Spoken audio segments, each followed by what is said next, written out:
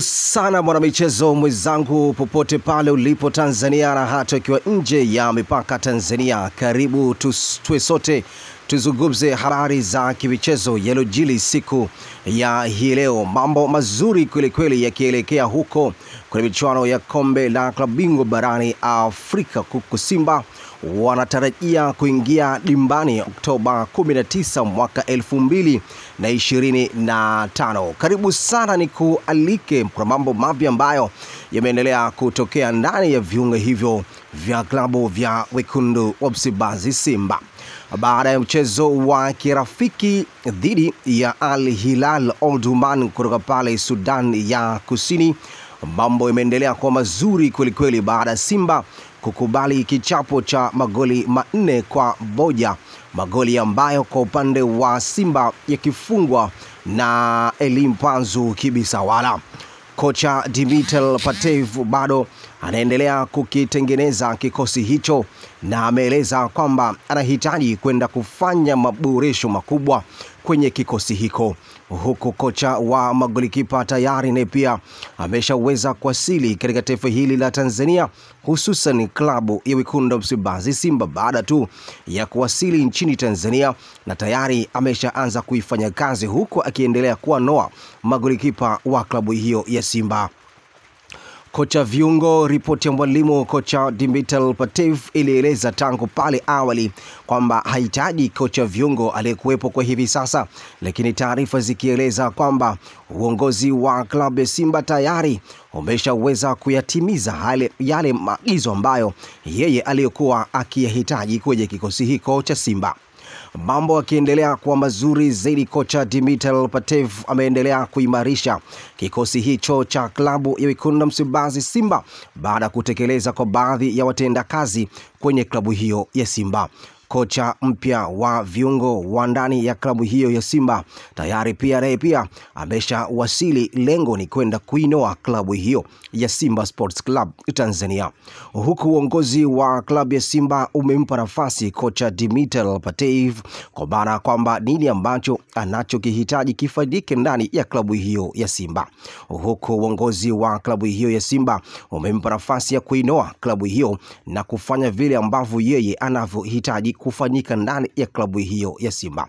Uongozi wa klabu ya Simba umesema kwamba hauhitaji kumuingilia maagizo ambayo yeye ama maamuzi ambayo atakaoenda kuyafanya ama anaoenda kuyafanya katika klabu hiyo ya Simba, huku kocha Dimitar Pantev ripoti yake ikieleza kwamba anahitaji kwenda kufanya maboresho kwenye kikosi hiko cha Simba. Moja kati ya maeneo ambayo kocha Dimitar Pantev ameeleza ama kwenye ripoti yake ikieleza kwamba anahitaji kwenda kufanya maboresho, eneo hilo ni eneo la flanks ya kulia pamoja na flanks ya kushoto na kiungo wakati kwa maana kwamba namba 10. Moja kati ya taarifa ambayo iliyoweza kutufikia Game On TZ ni ile taarifa ya kiungo mshambuliaji kutoka taifa la Botswana mwenye umri wa miaka 25, raia wa taifa hilo la Botswana. Moja kati ya klabu anayoitumikia mchezaji huyo ni klabu ya Gaborone hapo nchini Botswana. Uongozi wa Simba umekubali kabisa kuweza kumsaini mchezaji huyo, lakini nafasi ya mchezaji mmoja ndiyo itakuwa nafasi ngumu kweli kuelekea msimu huu wa 25-26. Taarifa zikieleza kwamba Mohamed Djibril, uongozi wa klabu ya Simba tayari umeshaweza kukaa chini kuzungumza naye ili kuona labda inawezekana kuwa na mwisho wa safari kwa mchezaji huyo raia kutoka 254 Kenya. Uongozi wa Simba umeeleza kwamba mchezaji huyo aliweza kusajiliwa kutoka polisi ya Kenya huko nchini Kenya.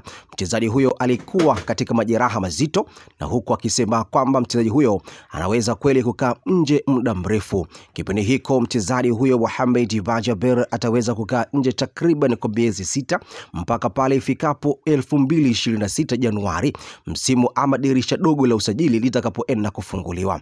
Uongozi wa Simba umebainisha kwamba wako tayari kuvunja mkataba na mchezaji huyo raia kutoka Kenya, na huko kocha Dimitar Pantev yeye ameeleza kwamba anahitaji kufanya maboresho kupisha nafasi ya mchezaji mmoja, huku kanuni pamoja na vipengele vya kisheria vya TFF pamoja na bodi ya ligi TPLB ikieleza kwamba sheria ya wachezaji 12 ya wakigeni ndio wanaoweza kuruhusiwa kucheza ligi kuu Tanzania bara pamoja na michuano mingine ya kombe la bingwa barani Afrika, CRDB Federation Cup, kombe la mapinduzi, kombe la muungano nchini Tanzania.